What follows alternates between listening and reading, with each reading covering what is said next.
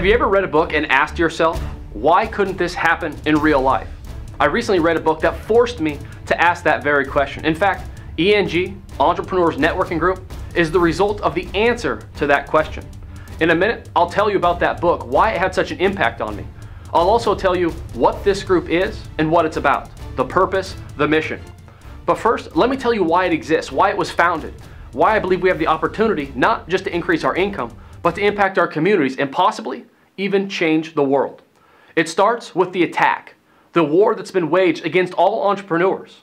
If you're anything like me or you've achieved any level of success, undoubtedly you've been called names and been made to feel a certain way. What do I mean by that? I'll explain in a moment. Just know things have changed and are changing, and unfortunately it's affecting you and me in a very negative way. Some have called it cultural rot. Others have called it the destruction of our values.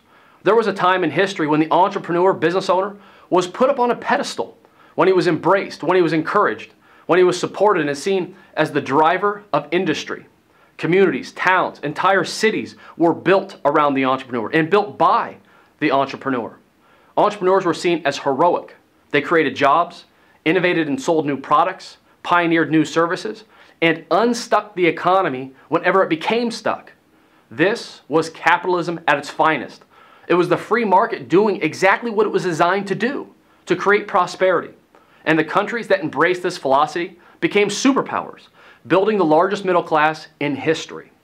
But now, that very economic system, the system that built this country and others from the ground up, piece by piece, is being assaulted by big government, dismantled by politicians who, despite enormous and growing evidence to the contrary, believe that the welfare state is the system we should embrace. Higher taxes, wealth redistribution, more government spending. There's no other way to say this. This is an attack on our bank account, an attempt to take from the haves to give to the have-nots. This is the story of Robin Hood, except the modern day version, no different. Through higher taxes to steal from the rich, to give to the poor. Now, to be clear, I have nothing against the poor. I only have something against those who want what I have, but aren't willing to work for it, who aren't willing to sacrifice, who aren't willing to get up at 4 a.m. to meet a deadline, who aren't willing to work 10, 12, 15-hour days, who aren't willing to risk their own money, break their own back, who aren't willing to experience failure after failure after failure to build their own business. One of the benefits of being an employee is a certain level of security, a guaranteed paycheck. Clock in at 9 a.m., clock out at 5 p.m. In the entrepreneurial world, nothing is guaranteed or secure. For me, for you, there's no safety net. Like you, I operate in an environment of stress and constant pressure. I don't get a guaranteed check, and I'm sure in the hell not a government employee paid with taxpayer money. So while I have nothing against the poor, I do have something against those who feel entitled to just take my success, who feel entitled to take my money, the result of my blood, my sweat, my tears, and everything I've worked for, and just give it to someone else. But this is how the government operates. They coerce.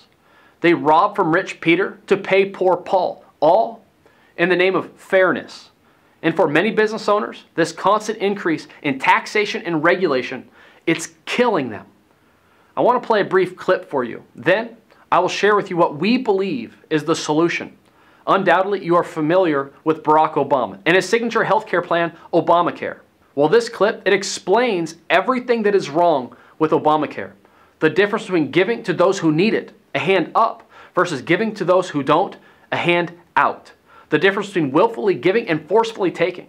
The difference between creating a pay-it-forward society versus creating one that is ungrateful, entitled, and has no sense of appreciation. So listen in. Then I will share with you the true purpose of ENG.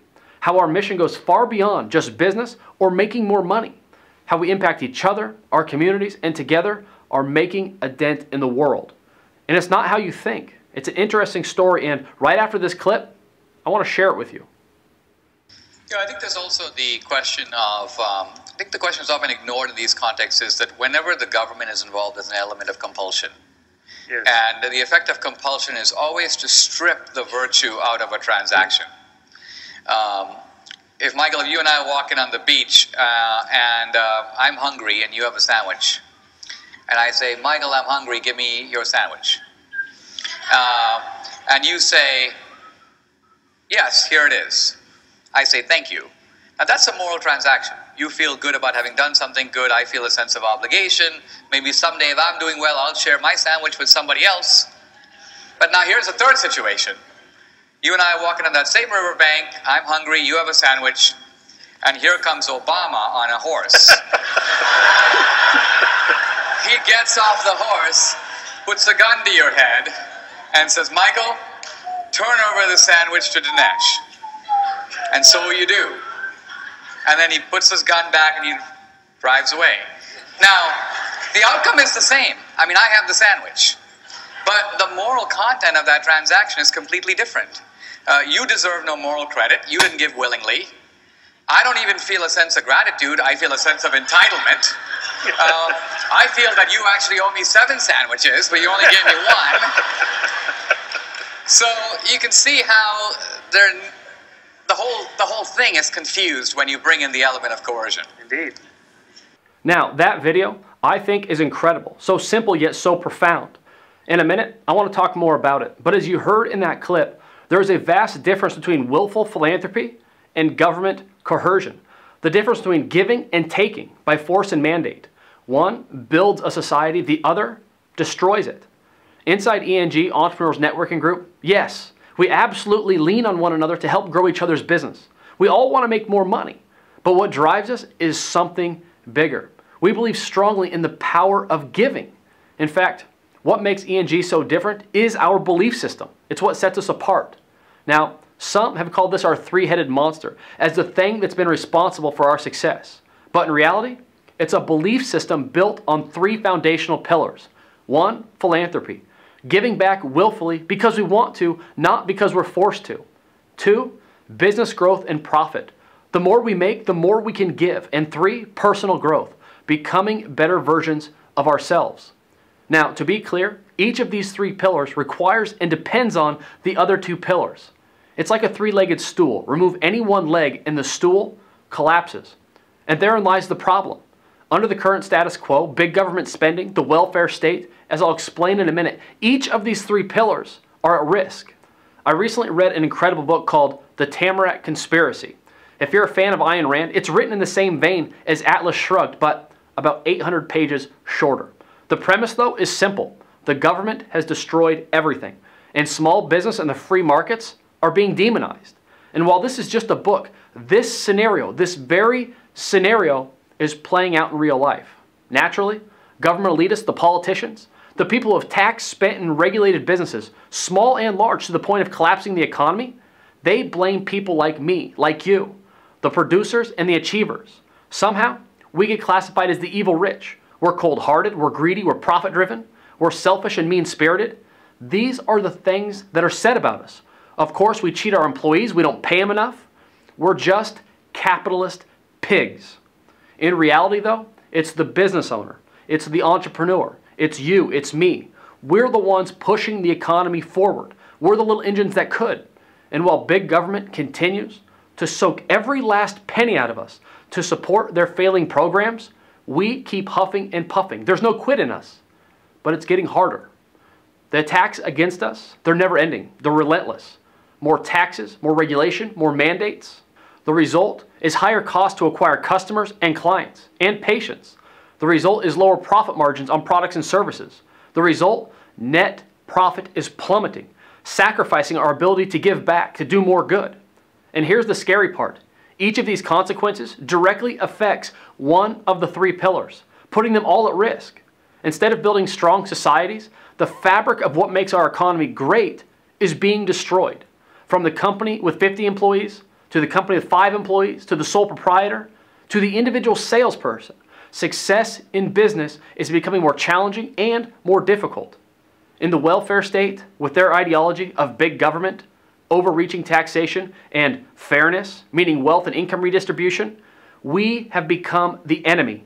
We, the producers and achievers, have become the target. And see, this is what fascinated me about the Tamarack Conspiracy. It was this same storyline that played out on the pages in that book. Big government, elitists, the ruling class, versus you and me, the business owner and entrepreneur. And it wasn't until a small group of entrepreneurs, and then increasingly larger and larger groups, decided to take a stand that things started to get better. These entrepreneurs were reminded it was their ingenuity that built this country, that built cities and towns, their ingenuity that built strong communities. It was the mom and pop store on Main Street. It was the salesperson that sold products and services. It was the small business owner that created jobs. It was the so-called capitalist pigs entrenched in their communities with big hearts that gave back and provided those truly in need a hand up, not a hand out, that has been responsible for shaping the greatest nations on earth. It wasn't government. It wasn't the welfare state. It wasn't redistribution. It was hard work and self-reliance. And it was these people that drove the free market through innovation and competition. And see, these entrepreneurs in that book who banded together, they took a stand. They decided they would not be silenced, would not be oppressed. They would not be intimidated. That political propaganda, class warfare to achieve a political agenda would not be the thing that destroyed or smeared their reputation. And yes, it's true, these entrepreneurs, they believed in capitalism and free markets. They absolutely believed in making profit for their companies. But not because they were greed-driven, not because they were capitalist pigs, not because they were cold-hearted or selfish. In fact, just the opposite. These entrepreneurs had hearts bigger than you could imagine. Like it or not, profit is the lifeblood of all of society. It's what makes the world go round. Without it, businesses collapse. The economy collapses. Without it, new jobs, they can't be created. New employees, they can't be hired. And their families can't be provided for. And without it, no one can give back to local charities or participate in events as sponsors that are for a great cause. Now, those in support of the welfare state, government coercion, they love to believe that profit is evil. And anyone in pursuit of profit is also evil. But it's not, and they're not. These entrepreneurs understood this fact. They understood it better than anyone. Profit not just isn't the lifeblood of business, it's the lifeblood of giving, donating, giving back to others who legitimately cannot do or can't afford to do for themselves. This is something I can't stress enough. To make their mark, to impact the world, these entrepreneurs, they didn't need government or government coercion to take from them in the name of fairness.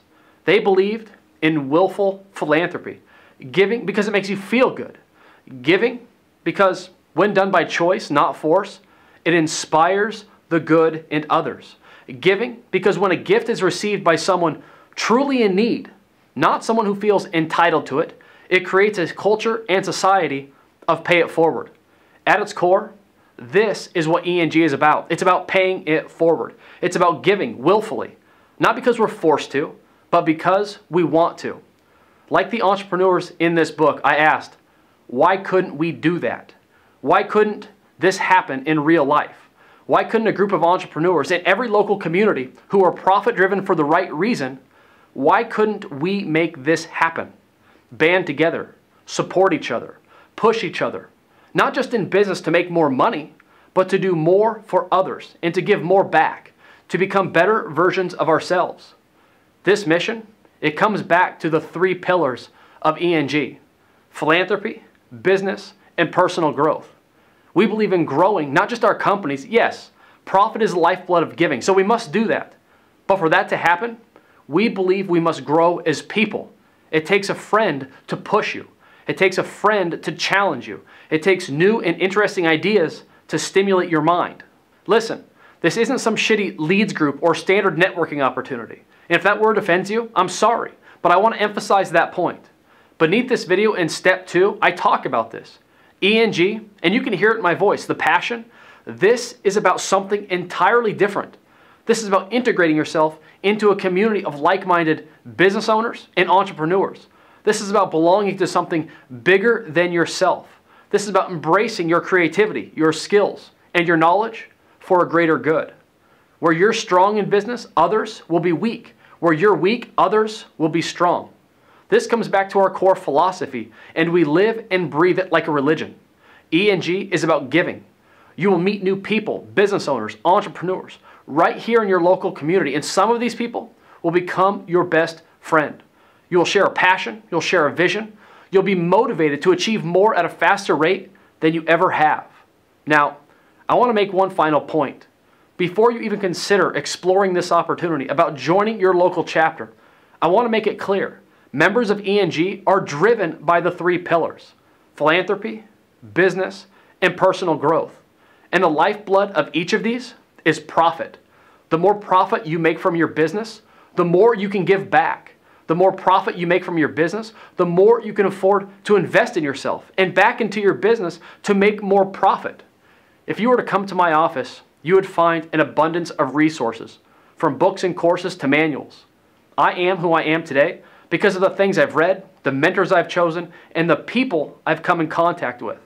If there's one thing I've learned, it's this: those who don't support you in your growth, your vision, your mission to make a difference in the world, they will always be a poison to you, while those who do support you will act as the catalyst to get and give everything you want in life. Now, let me remind you, there currently is no cost to join ENG, but we must make sure that you are a good fit, and we must also make sure that you're profit-driven for the right reason. If you're not, then you'll be that poisonous person within the group, and we can't have that. We won't sacrifice our mission and purpose to accommodate any one person's shortcomings.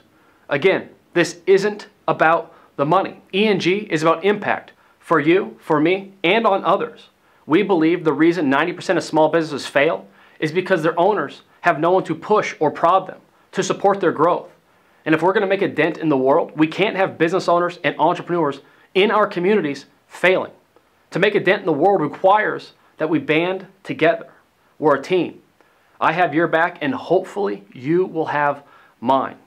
In saying that though, we want the strongest players possible.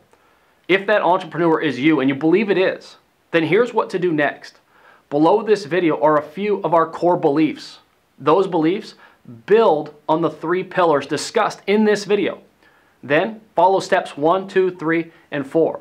Click on those tabs, read that information. This information will help you determine if you're right for this group. Above all, you should want to be a part of something bigger than yourself. Like the entrepreneurs in that book, this is our chance to take a stand against the welfare state, against government coercion, taking from us, taxing us, regulating us, making success in business more difficult and challenging. Unfortunately, none of these things are likely to go away. Likely, they'll get worse, much worse. This is why being a member of a family, of a strong group of entrepreneurs, is so important. In the words of George Washington, if we don't hang together, we will surely hang separately. What he was saying is that alone we are weak, but together we're strong. And if you're already strong, which is what we want, then together we can be stronger. With that, I'd like to invite you to be a part of this, especially if you're a strong player. We need you. ENG, Entrepreneurs Networking Group, is about unleashing the entrepreneur as we work together to build the businesses that create wealth, improve standard of living, and generate new jobs. What started as an idea has become a reality. In the first week of ENG, we opened 28 branch locations all across the US and Canada. Since then, the response has been incredible, and we're growing like wildfire. Why? Because people like you share our same values and beliefs, and like us, want to do their part to make a dent in the world. Thank you for watching, and I hope one day, we get a chance to meet and talk in person. Take care.